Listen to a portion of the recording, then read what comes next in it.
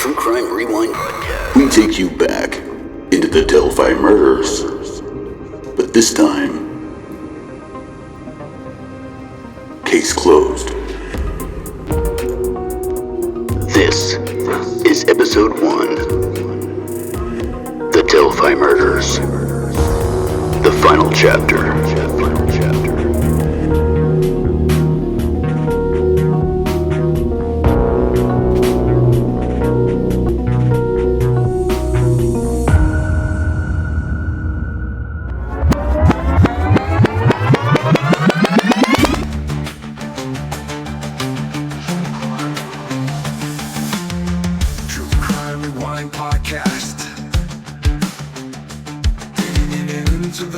And mysterious world of the missing and murder.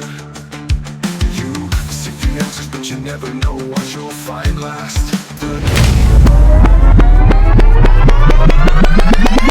The Delphi Murders trial, a case that gripped the nation for nearly 8 years, has finally reached its conclusion. But the sentencing of Richard Allen today isn't just about closure. It's a pivotal moment that could reshape how we view justice in the digital age.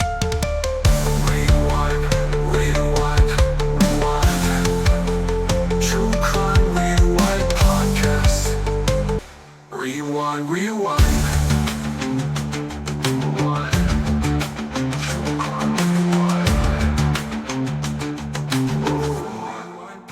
Hi everyone, my name is Marv, alongside investigative journalist Anthony Greeno from the True Crime Rewind podcast, now available on YouTube, Spotify, and Apple Podcasts. Anthony is live in Delphi for the sentencing hearing for Richard Allen, the convicted bridge guy in the murders of Abby and Libby in February 2017. Anthony, I know it's been an emotional journey for you and the community there in Carroll County, and it's been such a long road to get here. Can you give us a quick recap of where we stand as we head into the sentencing? Well, we're looking at a community on edge, waiting for the final chapter in this tragic story. Richard Allen was convicted on all 4 counts of murder for the deaths of Abby Williams and Libby German. The prosecution is pushing for the maximum sentence of 130 years, while the defense is arguing for the minimum of 45 years per count. But here's the kicker. We're already hearing rumblings about an appeal. An appeal even after such a seemingly conclusive trial? Exactly. The defense team has been laying the groundwork, claiming Allen's confessions were coerced and questioning his mental state during the trial. It's a strategy that's not uncommon in high-profile cases like this, but it adds another layer of complexity to an already emotionally charged situation. So what can we expect from today's proceedings? Today's going to be intense, no doubt about it. The sentencing is set to start at 9 a.m. Eastern Time, and we're anticipating some powerful victim impact statements. Becky Patty, Libby's grandmother, is confirmed to speak, and there's a possibility we'll hear from other family members too. These statements often provide some of the most emotionally resonant moments in a sentencing hearing. I can only imagine how difficult that must be for the families. How has the community been coping as they await this final step? You know, it's been a mix of emotions. There's relief that the trial is over, but also a sense of apprehension about reliving the painful details of the case. I spoke with several locals who expressed a desire for closure, but also a lingering fear about how this tragedy has changed their tight-knit community forever. It's fascinating how a case like this can have such a profound impact on a small town. Do we have any sense of the broader implications this case might have? Oh, absolutely. This case has been groundbreaking in many ways.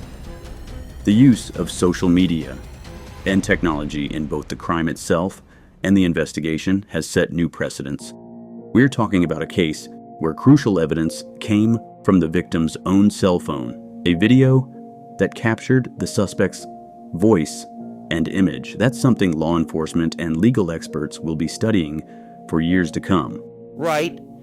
And it's not just about the technology, is it? This case has also sparked important conversations about child safety in the digital age.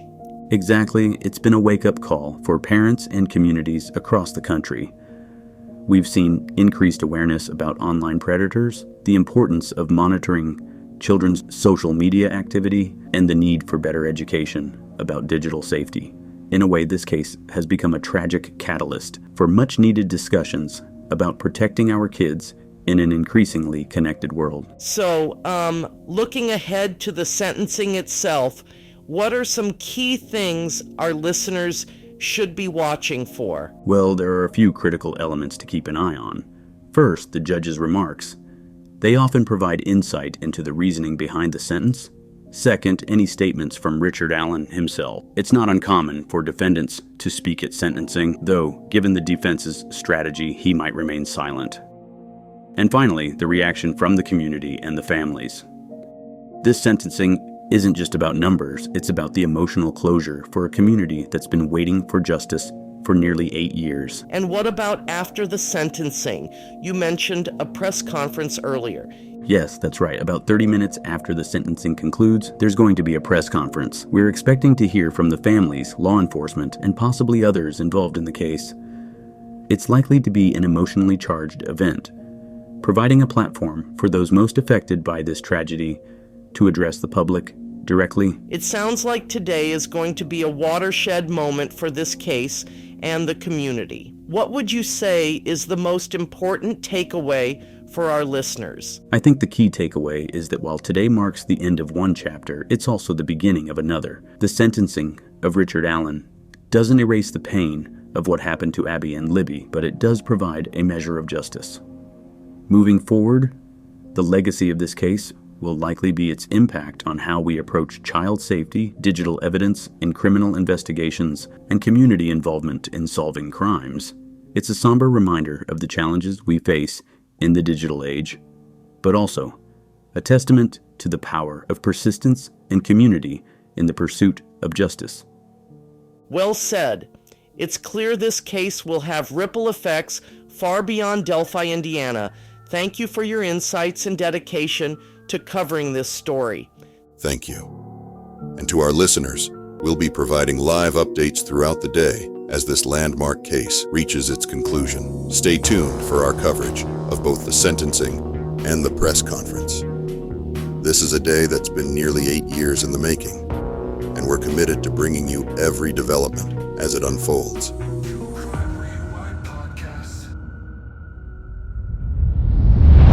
Okay, everyone, let's jump back into the studio with Marv and on scene in Delphi, Indiana at the Carroll County Circuit Court with true crime investigative journalist Anthony Greeno. This is the sentencing hearing for Delphi Murders, Bridge Guy, and the Down the Hill double murder case against Richard Allen. You're watching and listening to a dual live stream broadcast brought to you by Microsoft, Copilot 2, 11 Labs, Opus Clip, and StreamYard. The power of connectivity. Click the affiliate links in the description of this video for special offers and promotional discounts when you purchase through Greeno Productions. So what are you waiting for? Give your content the boost it deserves with Greeno Productions, where we make dreams reality. The Delphi Murders. A chilling case that's captivated the nation for years. But what if I told you the most shocking twist was yet to come? Today we're diving into the unexpected developments that have turned this investigation on its head. Wow, that's quite an opening. What new information has come to light? Well, it all centers around the arrest of Richard Allen in October 2022. This local pharmacy technician had been hiding in plain sight in Delphi for years. It's a twist that nobody saw coming, especially considering how many other suspects had been in the spotlight over the years. That's incredible.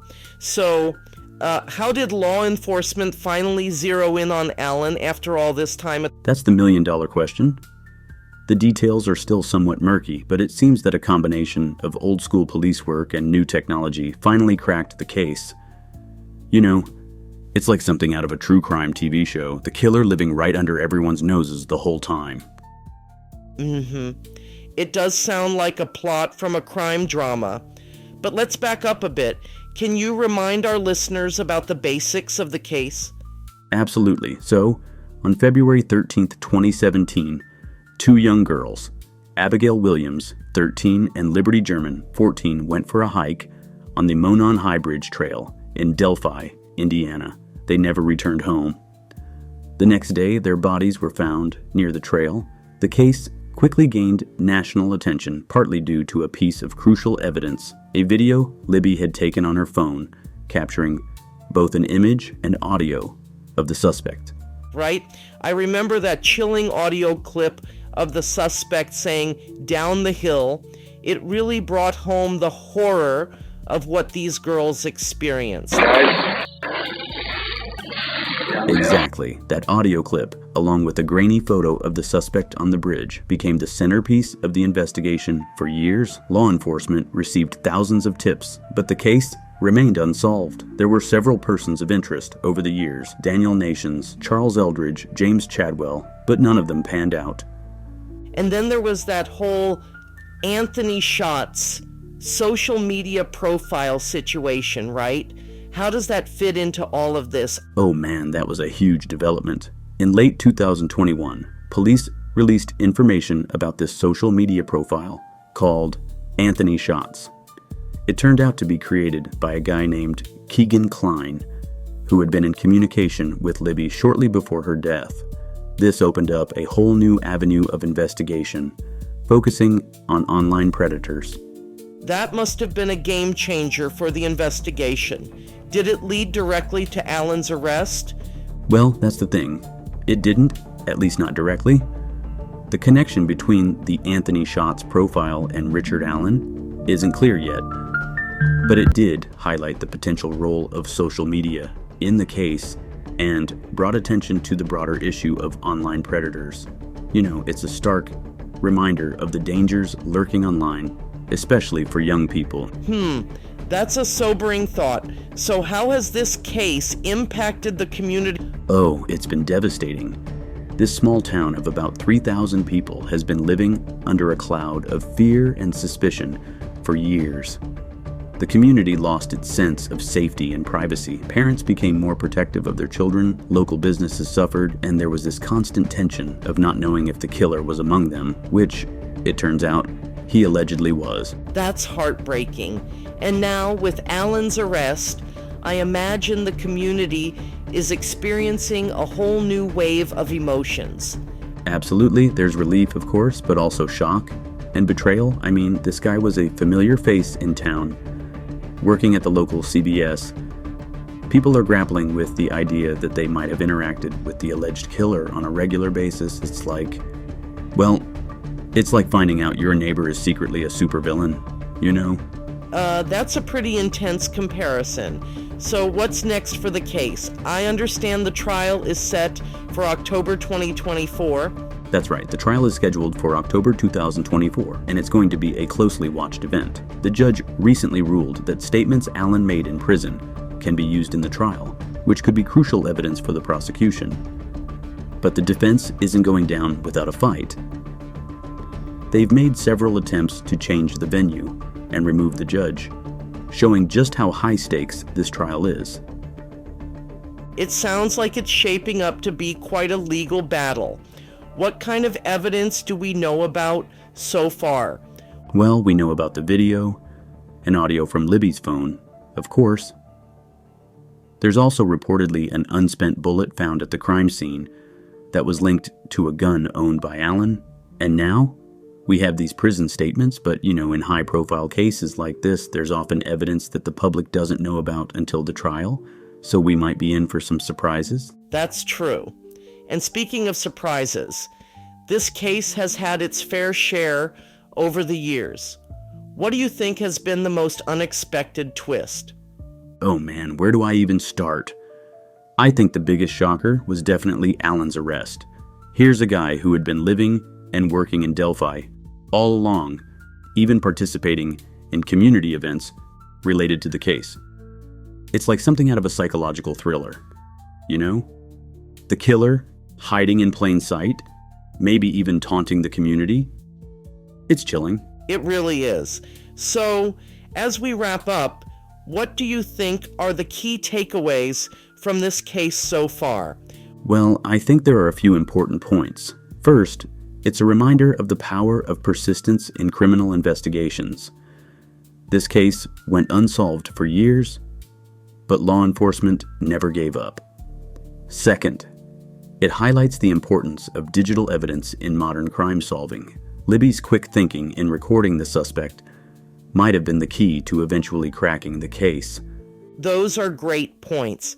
And I'd add that it also shows the impact of community involvement and media attention in keeping cold cases alive.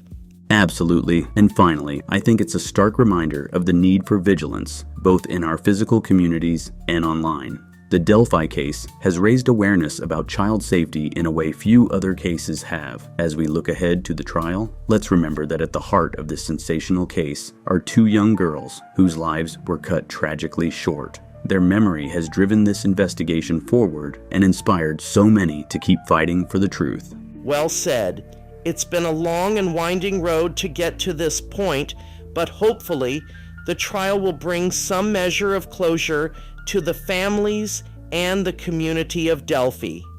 Exactly. Let's remember that while the wheels of justice sometimes turn slowly, they do turn. The story of Abby and Libby and the long road to this trial is a testament to that enduring truth, and keep seeking justice.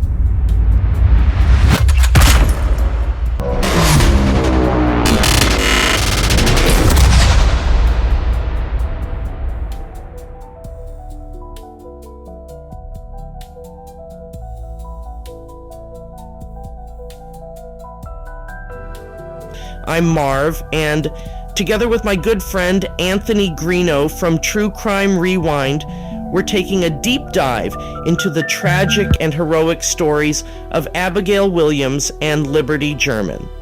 These two girls are true heroes in this epic battle for redemption, a long, hard-fought road full of tears, controversy, and criticism, but also love, a love that binds two friends together to the end, and a love that kept Delphi strong. Today, we encourage you to raise awareness and be a voice for the victims of unsolved crimes. These are the stories of Abigail Williams and Liberty German. As we take you beyond the evidence in a True Crime Rewind exclusive into the Delphi murders. Welcome back. Today, we honor the life of a remarkable young girl whose light continues to inspire many. This is the story of Liberty German. Liberty Rose Lynn German, lovingly known as Libby, was born on December 27, 2002, in Lafayette, Indiana. She was the beloved daughter of Carrie Timmons and Derek German, and the granddaughter of Mike and Becky Patty, as well as Brad and Terry German. Libby also had a close-knit family that included her sisters Kelsey German, Glenna Myers, Alexis Timmons, and Hayden Timmons. Described by those who knew her as curious, kind, and full of life, Libby was a typical teenager with big dreams. She was deeply passionate about science, even taking classes at Purdue University, with aspirations of becoming a science teacher one day. Her grandfather, Mike Patty, often recounted how Libby loved to conduct experiments and craft projects, showcasing her inventive mind. Her love of the band, playing her instrument, and music in general was also a passion of Libby's. Libby loved spending time outdoors, especially with her best friend Abigail Williams. Whether they were hiking, taking pictures, or just hanging out, nature was a significant part of her life. Her love for photography was evident in the countless photos she took of flowers, landscapes, and cherished moments with loved ones.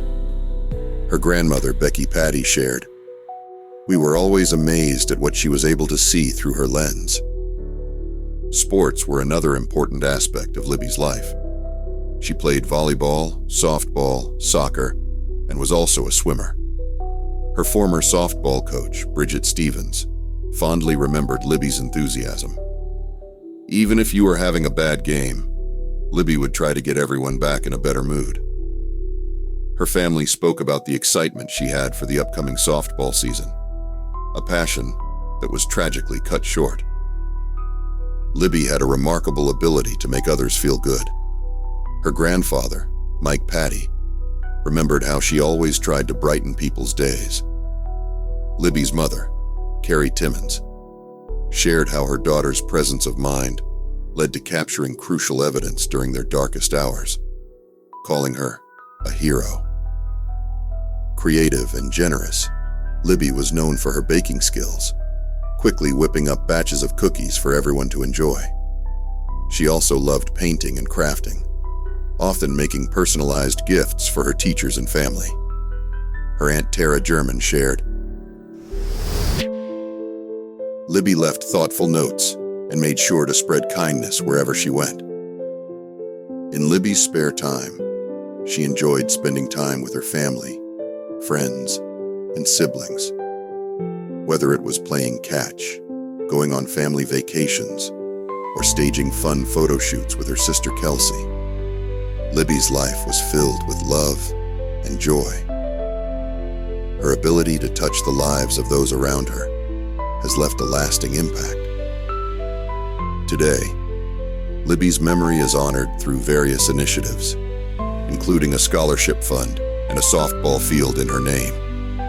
The community's outpouring of support and the tireless efforts of her family continue to keep her legacy alive.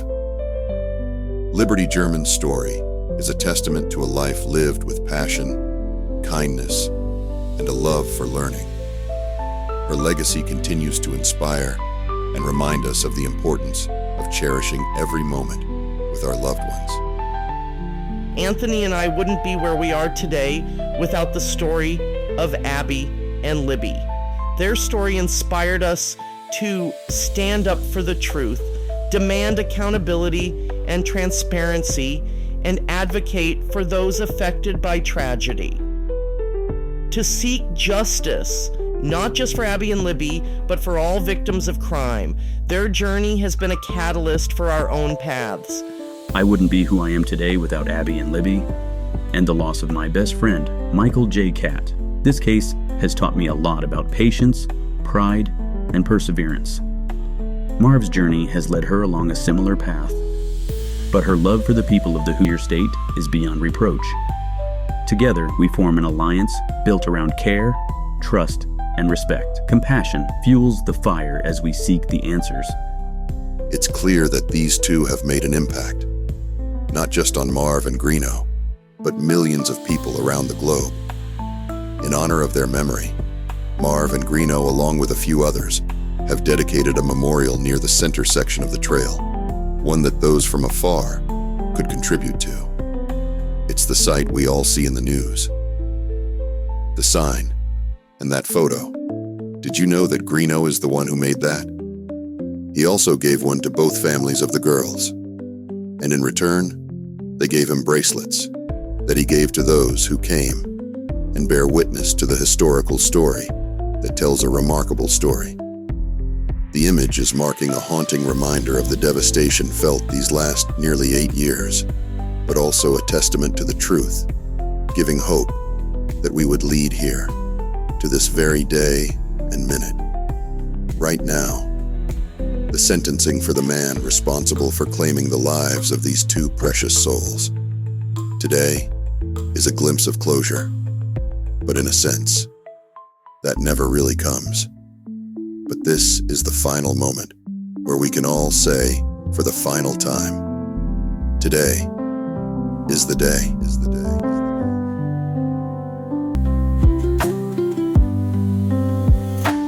Gone, but never forgotten. Your stories in my veins. Though the pain is real, the love we feel keeps you living on through joy and strains.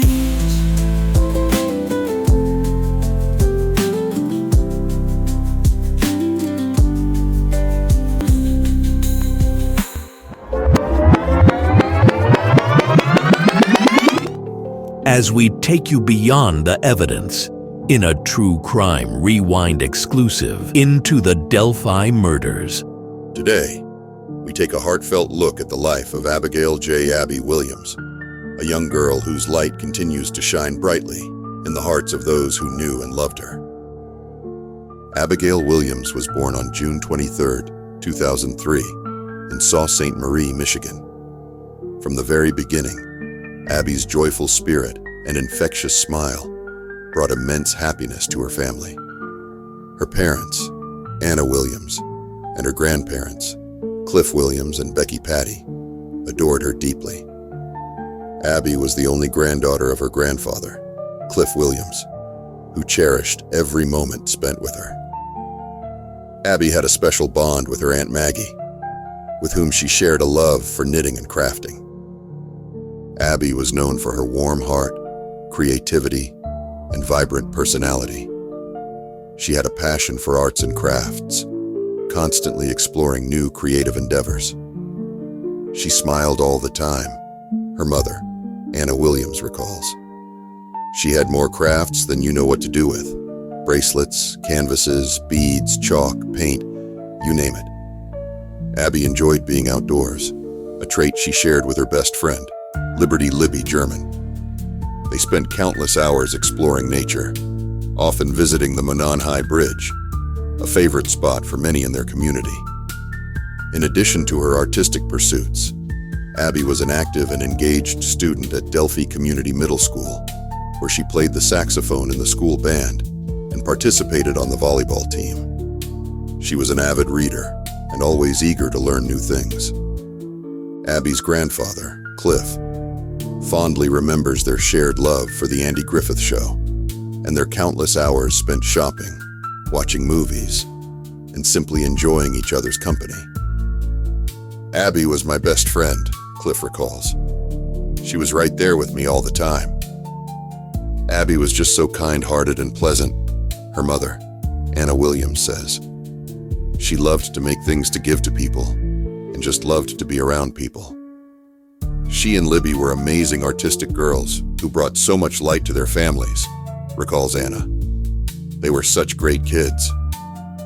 In memory of Abby, her family has launched several initiatives to honor her spirit and keep her legacy alive.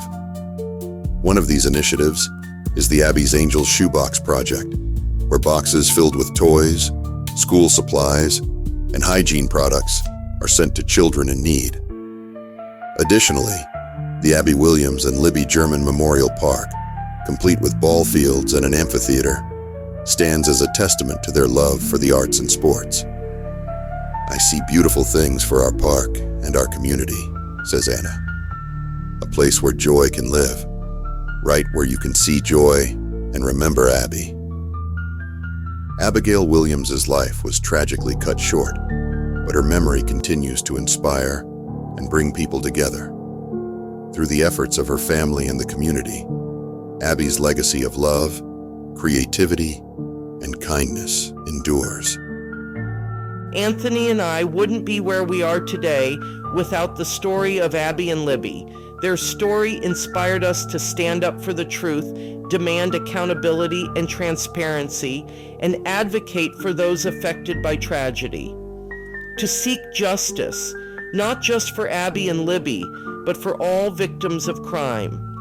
Their journey has been a catalyst for our own paths. Abby and her family have helped me how to better handle situations when sensitive topics are being discussed. I found that it's easy to hurt the feelings of another, even with good intentions. They've taught me how to think longer term before making comments and public information. I wouldn't be who I am today without Abby and Libby, and the loss of my best friend, Michael J. Catt. This case has taught me a lot about journalism, activism, and community involvement. The family of Abby and Libby give me strength, knowing that they too care and help others in the midst of pain and sorrow. There is always hope for tomorrow. This has ultimately led me to be able to maintain confidentiality, to protect information that preserves the integrity of the case. Thank you, Abby, Anna, Eric, and Diane. And from the bottom of my heart, I'm so sorry for anything I've ever said that may have inadvertently affected you in a negative manner. I hope this closes a chapter, and you continue to stand proud that the girls received justice. Marv's journey has led her along a similar path. but her love for the people of the Hoosier state is beyond reproach. Together, we form an alliance built around care, trust, and respect. Compassion fuels the fire as we seek the answers. Thank you for joining our live stream today. If you like the content, then consider subscribing to both Anthony Greeno and Marv, super chats, and stickers welcomed. Highlight your question or comment for priority status on immediate responses directly from the hosts. You can also contribute on Cash App and PayPal. These donations are what funds our true crime endeavors for traveling to assist with missing persons, unsolved murders, and other true crime stories that are trending now.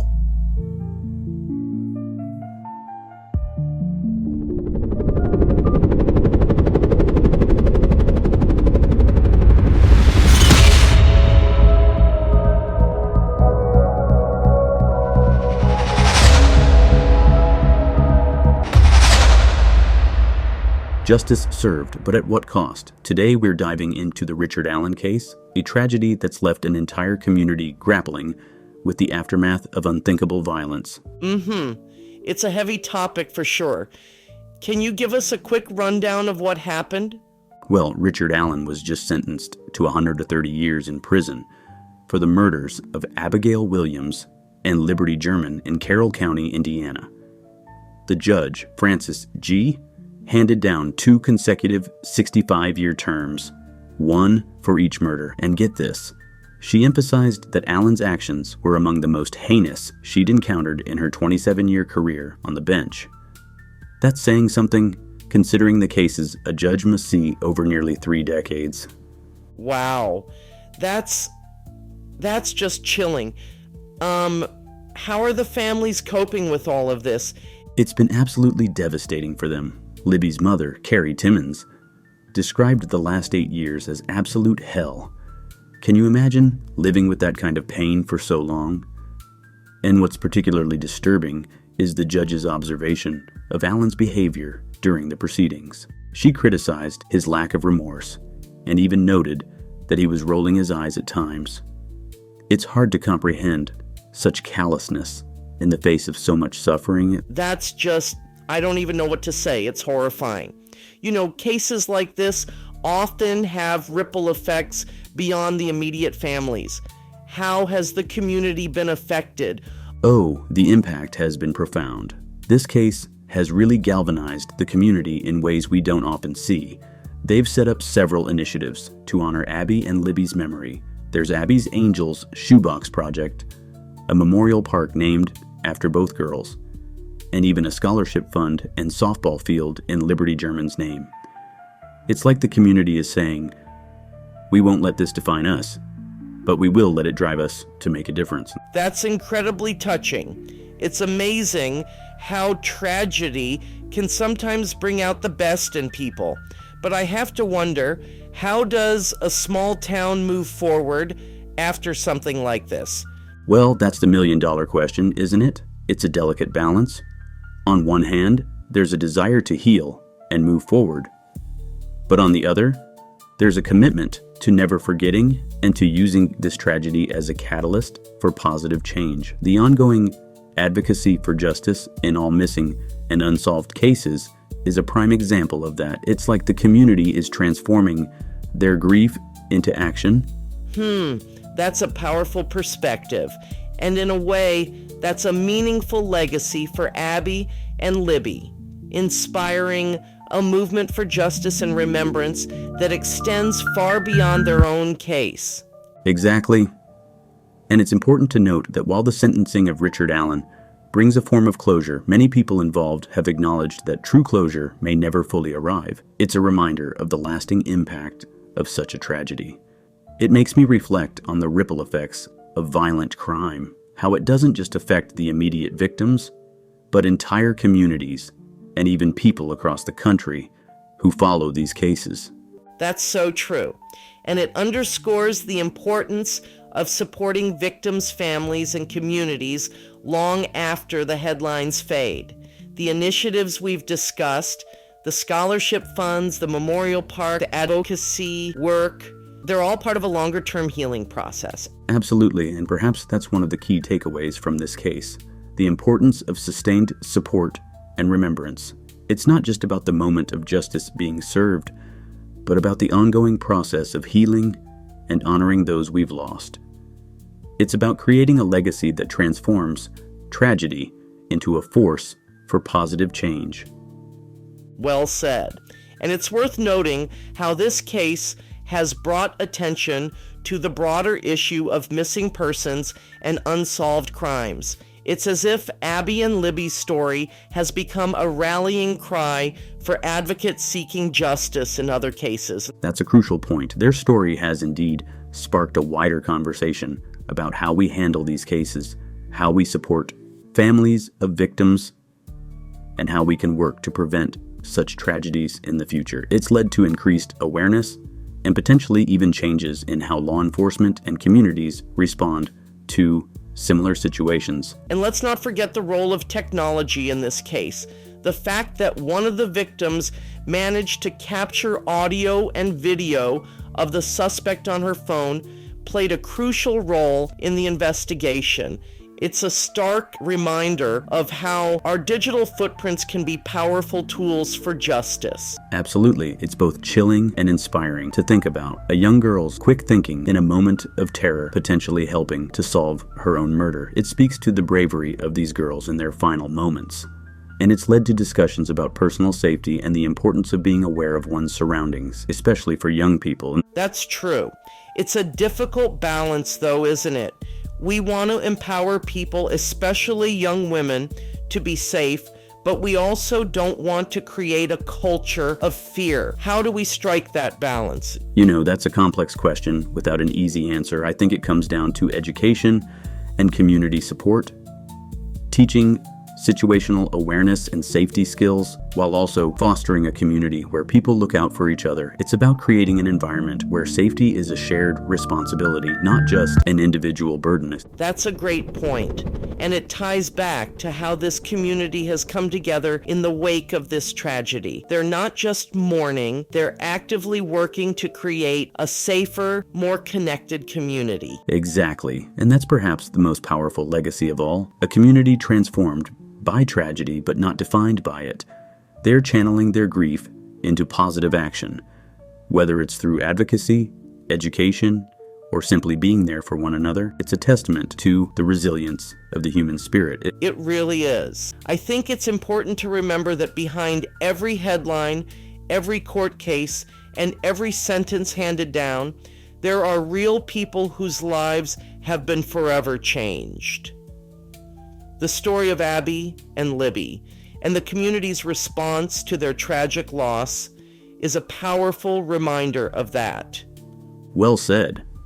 And while we may never fully understand the depth of pain experienced by those closest to this tragedy, we can all play a part in supporting justice, remembering the victims, and working towards a world where such crimes become increasingly rare. It's about honoring the memory of Abby and Libby, not just through words, but through actions that make our communities safer and more compassionate. That's a goal worth striving for, and it's a reminder that even in the darkest of times, there's potential for light, for communities to come together, for positive change to emerge, and for the memory of those we've lost to inspire us to be better.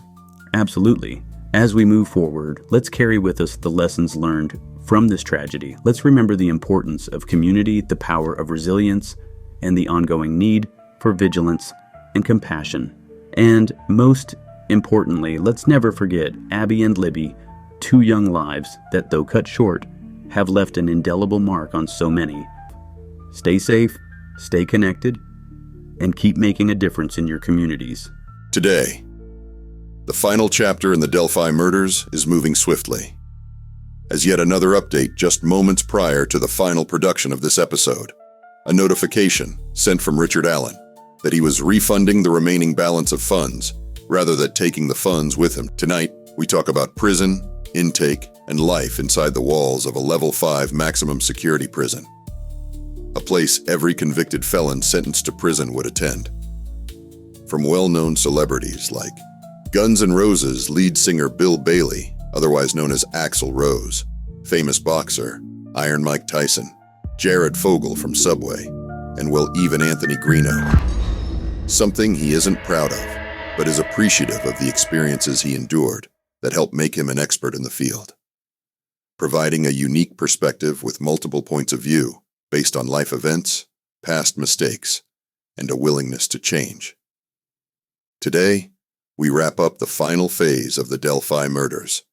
This is the last ride for the infamous bridge guy, as he just went down the hill to the prison where he will remain until his release date of April 26th in the year 2120. A special thanks to today's guest for an awesome team coverage collaboration and a friend and my go-to advocate for opinion, commentary, and analysis, Marv from Beyond the Evidence. Thank you for seeing this case through till the end. And now, the host of the True Crime Rewind podcast, Anthony Greeno. This is Season 1, Episode 1, The Delphi Murders, Final Chapter. Welcome back to the True Crime Rewind podcast, where we delve deep into some of the most chilling and mysterious criminal cases that not only make you question the world around you, but also leave an eerie shadow lingering long after the story has ended. Today's episode is one that brings us closer to the harrowing case of Richard Allen, the infamous bridge guy, the man convicted of the murders of Abby and Libby in the small, once peaceful town of Delphi. It's a case that has gripped the nation and sent waves of horror across Indiana, as the details surrounding these murders have continued to haunt not just the families of the victims, but also the community that never expected to be torn apart in such a horrific way. If you're new to the podcast, I'm Anthony Greeno, and I welcome you to our deep dive into this dark, tragic case. For those of you who have followed me from my former channel, Investigation Unsolved and True Crime Investigates, I am a native of Delphi, Indiana, and these tragic murders have encouraged all of us to become more involved and be a voice for victims of unsolved crimes. Thank you for coming along on this journey to the True Crime Rewind podcast. Your support means everything to me, and I can promise you that as we continue to uncover the darkest of true crime stories, we'll be pushing the limits of your understanding and keeping you hooked until the very end. Before we continue, don't forget to subscribe and hit that notification bell so you'll never miss another bone-chilling episode. If you're as fascinated by the unknown as I am, trust me, you won't want to miss the dark twists and turns that await.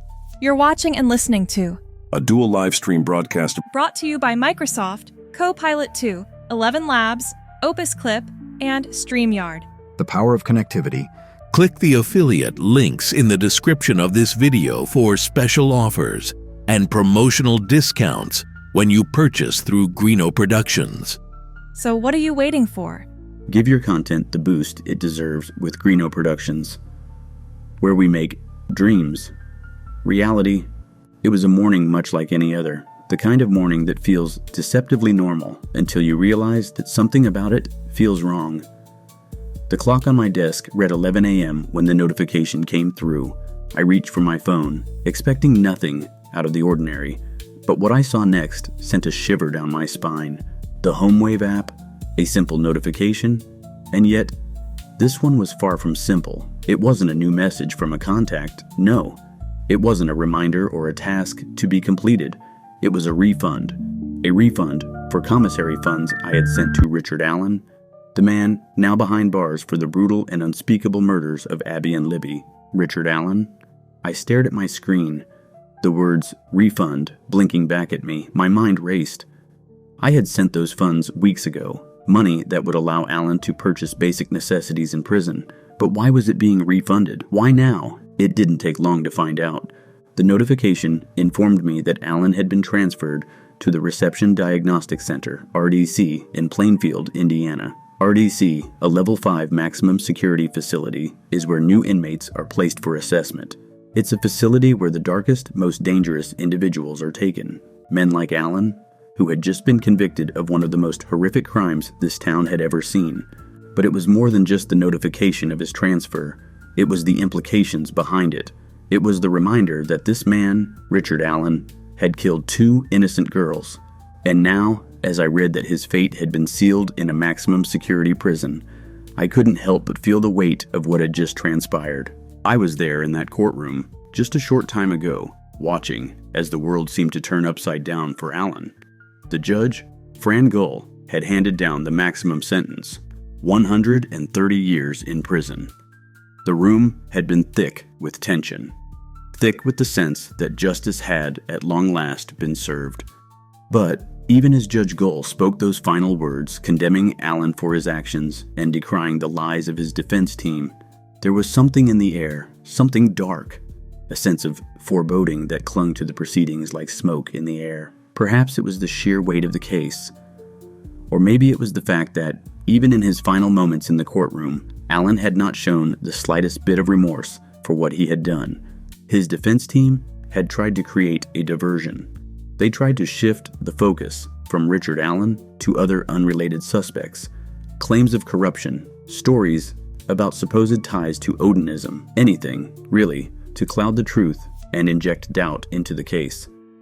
They painted a narrative of ritualistic sacrifice, a theory as unfounded as it was bizarre, claiming that the murders were part of some grand, twisted religious act. But Judge Gull had been clear there was no evidence linking any other suspects to the murders. The witnesses, the testimonies, all of it pointed directly to Allen. No one else had been in Delphi at the time of the murders, just Richard Allen. And with that, the gavel came down. The man who had taken 2 innocent lives, who had shattered the lives of 2 families, was sentenced to a lifetime behind bars. The courtroom breathed a collective sigh of relief. But what about the man who had been sentenced? Richard Allen, once a free man, now found himself bound by a different kind of reality, a reality in which freedom no longer existed. This morning, when the HomeWave app notified me that the remaining funds I had sent to Richard Allen were being refunded because he had been transferred to the Reception Diagnostic Center, RDC, in Plainfield, Indiana. RDC is a level 5 maximum security prison where new inmates undergo extensive examinations. In the next 10 to 45 days, Allen will be in complete lockdown for 23 hours a day, either in the older ranges with rusted bars and rats, or the newer pods with heating and air conditioning. His experience will be similar to mine back in 2014 when I spent time at RDC. The atmosphere inside the Reception Diagnostic Center, RDC, in Plainfield, Indiana, was a world that most people will never know. It was a place where fear gripped your chest, and every step you took felt like it might be your last. I had never been to prison before. I had no idea what to expect, only that the unknown was a suffocating weight pressing down on me every second. The day I arrived at RDC, I wasn't sure if I would make it out alive. And I mean that literally. The fear was overwhelming. What did this place have in store for me? This facility, this place designed for the worst of the worst, was where every new inmate in the state of Indiana was first brought. It wasn't a mere holding cell. It was the beginning of an inmate's journey into an unforgiving world. The unknown dangers, the corrupt officers, and the brutal men who walked these halls. All of it seemed like a nightmare unfolding in real time.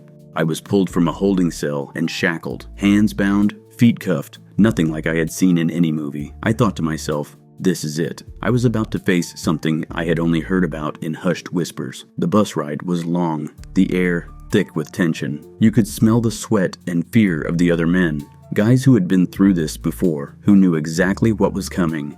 We finally pulled into the gates of RDC, and my heart nearly stopped. Guards, dressed in dark uniforms, stood like statues at the gates. A dog team, trained and deadly, walked around the perimeter, sniffing for drugs or weapons. A heavy, military-like presence made the place feel more like a fortress than a correctional facility. The sound of gates slamming shut echoed in my head. My fate was sealed the moment I stepped off the bus. Inside, everything was filthy.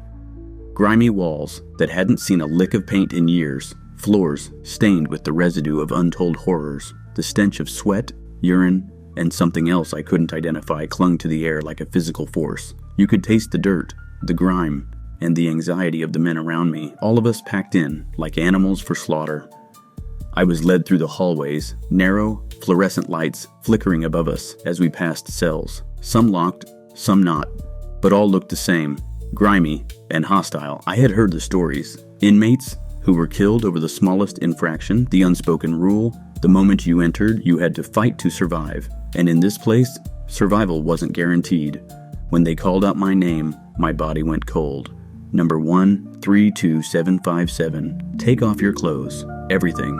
And just like that, in front of 25 other men, some of them hardened killers, I had to strip down, naked and vulnerable. No one told you this part of the process. There was no dignity here. There was only shame and fear. The guards didn't care if you were nervous or humiliated. You were now a number. You were now just one of the many.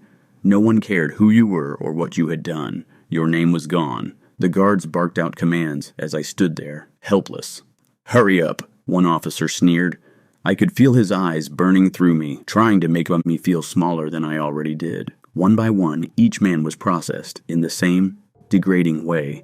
And if you were lucky, you weren't immediately sent to the medical area where the delousing process would begin. Spread him, squat, cough, lift your sack, all phrases used as you're checked for contraband. If you were unlucky, though, you'd be forced to sit naked on a wet, dirty concrete floor while other men walked around in what the convicts and guards called the snake pit. For reasons you can already imagine, keeping your head down but maintaining awareness, avoiding the possibility of getting strong-armed or shanked for something as simple as a cookie or peanut butter sandwich. The delousing chemical stung like acid as it was sprayed all over me. It burned my skin, leaving me itching and uncomfortable. The guards barely cared, watching as the spray hit your body, only to be rinsed off with cold water under the harsh glare of fluorescent lights. It was meant to break you, and it worked. This place wasn't built to rehabilitate. It was built to crush every ounce of humanity left in you. I was then led to a small room where I had to stand in front of a mirror, only this time, it wasn't just me. Behind the mirror sat a group of women, taking note of every mark on my body, every scar, tattoo, and distinguishing feature. They wrote it all down like I was just another case to be processed. As the hours passed, I felt the weight of the situation sink deeper into my bones. No one cared about you here. No one cared who you were before or what you had done. You were an inmate now, just another cog in the machine. Your name was erased, and all you had left was your number. They didn't see you as a person. They only saw your status as a criminal. And just when I thought it couldn't get any worse, the worst was yet to come. The guards handed us brown paper sacks with tiny hygiene kits. Nothing more than a small bar of soap, toothpaste, and a toothbrush. This was the extent of your dignity in this place. They didn't give you anything you didn't need to survive. Nothing extra, no comfort. At one point, I was thrown into a cold, damp cell, surrounded by men who looked at me as if I were prey. Some of them were killers, men who had murdered, who had been to hell and back. And they looked at me as if I would never leave this place. The whole experience was terrifying. The unknown was worse than anything I had imagined.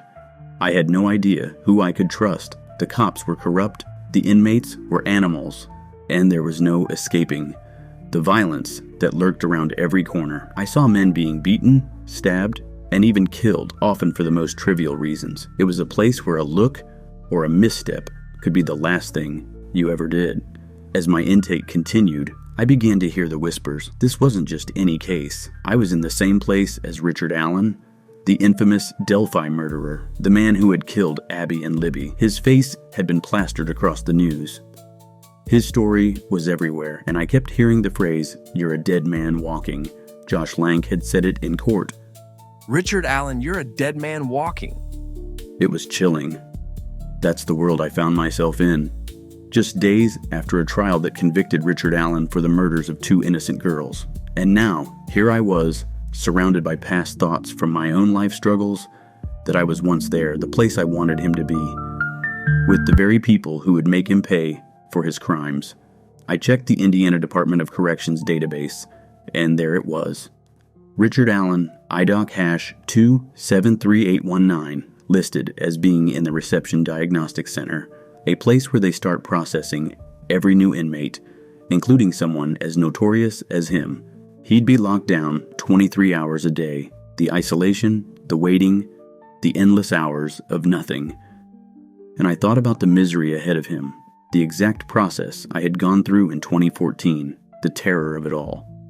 The intake process was designed to break you, make you a part of the system, strip you of your dignity, Alan's days ahead would be spent in a dark, grimy cell, just like the day of June 14th, 2014, my first day in a maximum security prison. As I sat there remembering the way I felt while thinking about what Alan was about to endure, my mind drifted back to 2014, the time I spent at RDC. I remember the feeling as if it were yesterday, the cold, unyielding metal of the shackles cutting into my wrists as I was transported to the facility, the smell of stale air, the dampness that seemed to permeate everything. I remember the harsh lights overhead, the relentless noise of guards shouting orders, the eerie silence between them, the kind of silence that makes you feel like you've stepped into a different world, one where you have no rights, no voice, where you are nothing but a number lost among thousands of others. Join our community and support the True Crime Rewind podcast. This episode of True Crime Rewind is sponsored by Opus Clip Anything. Transform your content with Opus Clip, the ultimate tool for clipping and sharing your favorite moments. Perfect for YouTubers, streamers, and anyone looking to create compelling content quickly and easily.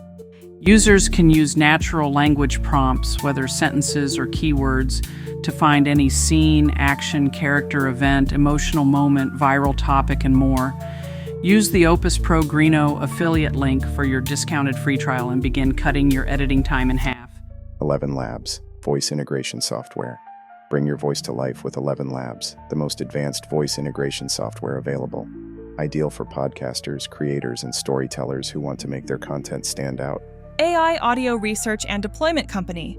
Their mission is to make content universally accessible in any language and in any voice. A research team develops AI audio models that generate realistic, versatile, and contextually aware speech, voices, and sound effects across 32 languages. Then a product team tailors these models to the needs of everyday users, prosumers, and businesses. This technology is used to voice audiobooks and news articles, animate video game characters, help in film pre-production, localize media and entertainment, create dynamic audio content for social media and advertising, and train medical professionals. It has also given back voices to those who have lost them and helped individuals with accessibility needs in their daily lives. Microsoft Copilot, your ultimate companion. Enhance your productivity and creativity with Microsoft Copilot, your ultimate AI companion for writing, brainstorming, and more. New channel alert. True Crime Rewind podcast. Subscribe to stay updated on the most compelling true crime stories and exclusive insights. Help us reach our goal of 500 subscribers to unlock new features and content. Become a VIP member of our newly developed website. Support the channel. Your support helps us bring you more engaging and informative content. Support via PayPal or Cash App. Join StreamYard. StreamYard is the easiest way to create professional live streams. Perfect for hosting interviews, webinars, and more. I knew what awaited Alan. I knew that when he entered RDC, the process would begin. The intake process, a stripping away of everything that once defined him, the delousing, the medical evaluations, the intrusive examinations, all designed to break a man down, to remind him that in this place, he was nothing. He was just another face in the crowd. The first thing they'll do to Alan is make him undergo a rigorous screening process. They'll strip him of his dignity. Everything about him will be examined. His body, his mental state, his health. They'll take his DNA, run tests, and scan for any signs of disease. It's all part of the process. It's all about control. And then there's the mental health evaluation. The professionals will assess his psychological state. Because a man like Richard Allen, he has to be broken down. It's not just about understanding his crimes. It's about ensuring that he knows he no longer has control over his life. He's trapped. Just like all the other men in RDC, one of the most harrowing things he'll face is the film they make you watch, the Prison Rape Elimination Act video. It's a shocking, disturbing film designed to show you the realities of life behind bars. They make you watch it over and over until the message sinks in. You are no longer free. You will face violence. You will face pain. And if you're not careful, you may not make it out alive. Richard Allen will experience all of this in the coming days. His life, as he once knew it, is over. He will be forced into lockdown for 23 hours a day in a small, isolated cell. No one will visit him, no one will hear his voice. For all intents and purposes, he will disappear from the world. And when it's all said and done, Richard Allen will never leave the confines of prison. His release date? A date so far off, it might as well be an eternity. April the 26th, 2120. That's the earliest possible release date. But make no mistake, he will never see the outside world again. There are 5 levels. 1 is the minimum risk. I was classified as a level 2 and sent to the Westville Correctional Facility. Allen will be transferred to his long-term housing in 45 days. His classification is still pending, but there's little doubt about where he'll end up. Based on the violent and sexual nature of his crime, it's all but certain that he'll be classified as a level 4 inmate. And that means he will likely be sent to one of the toughest, most dangerous facilities in the state. Michigan City, Westville, Wabash Valley, Pendleton, all places not so luxurious. Allen's fate will be determined by a series of factors: his past criminal history, his behavior in custody, his mental and physical health, and a host of other variables. He could end up at Wabash Valley Correctional Facility, one of the most notorious prisons in the state, where dangerous offenders are housed. If that happens, he'll be sent to the Secured Housing Unit, or SHU, where isolation is guaranteed. It's a grim place, filled with murderers, rapists, and other violent offenders, a place where you learn quickly that mercy is a foreign concept. Or he could be sent to the Miami Correctional Facility, a bleak institution in Bunker Hill. It's a place known for its harsh conditions, a place where prisoners often lose their humanity over time. It's not just the guards you have to fear there, it's the other inmates. And if you don't fit in, if you are seen as weak or different, the consequences can be deadly. But there's something that weighs on me: the lies that were told during the trial. The defense team's claims about Odinist guards, about a supposed connection between the murders and a pagan religious cult.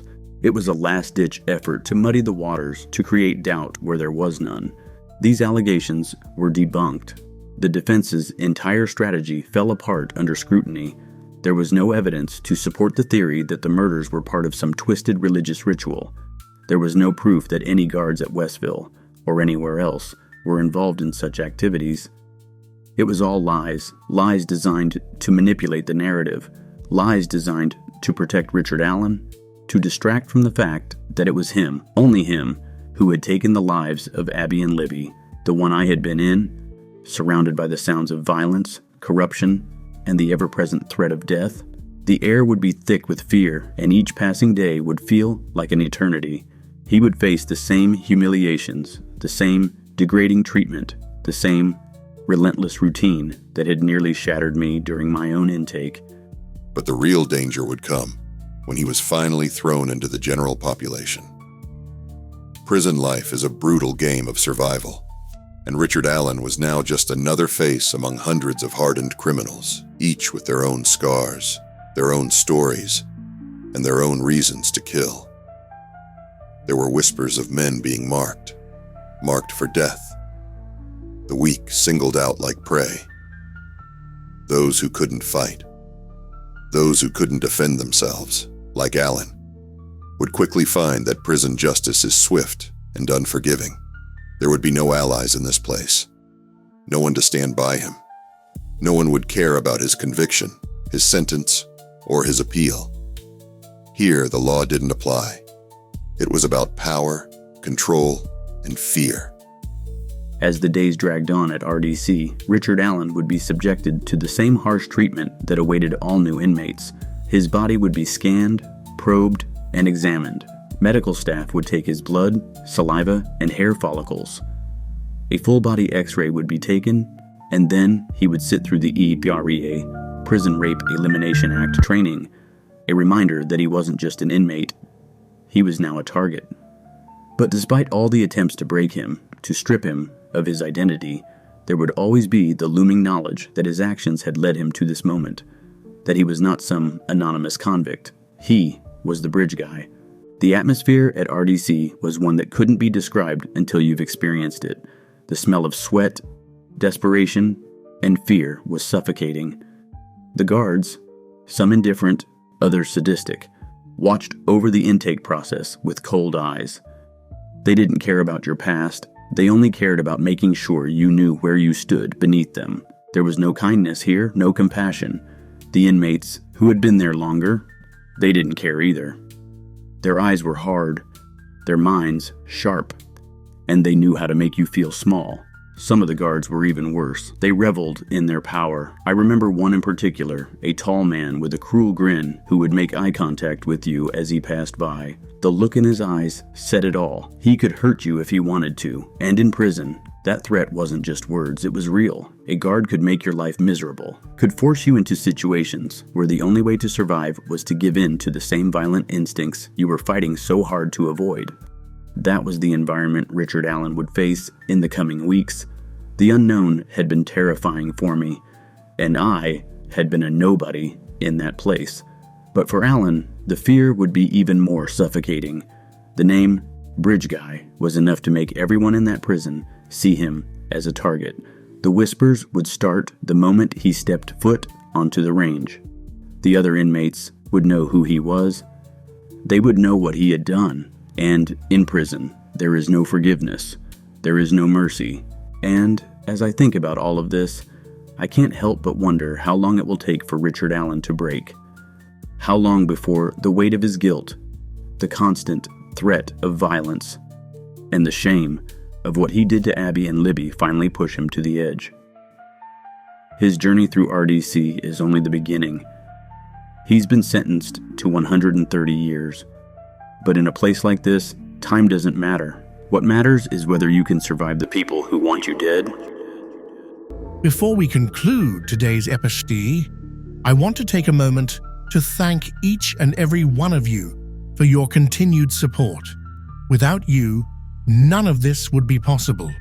If you haven't subscribed yet, please take a moment to do so. Help us reach our goal of 500 subscribers and join us as we continue our journey through the darkest corners of true crime, where artificial intelligence and true crime collide. Remember to like, comment, and share this video. The conversation is far from over. Your thoughts and opinions are just as important as the stories we tell. In a world of true crime, every saint has a past, and every sinner has a future. On that note, everybody, I'm Anthony Greeno. I'm Anthony Greeno. We'll see you next time on the True Crime Rewind podcast. And remember, the truth is out there. Somewhere.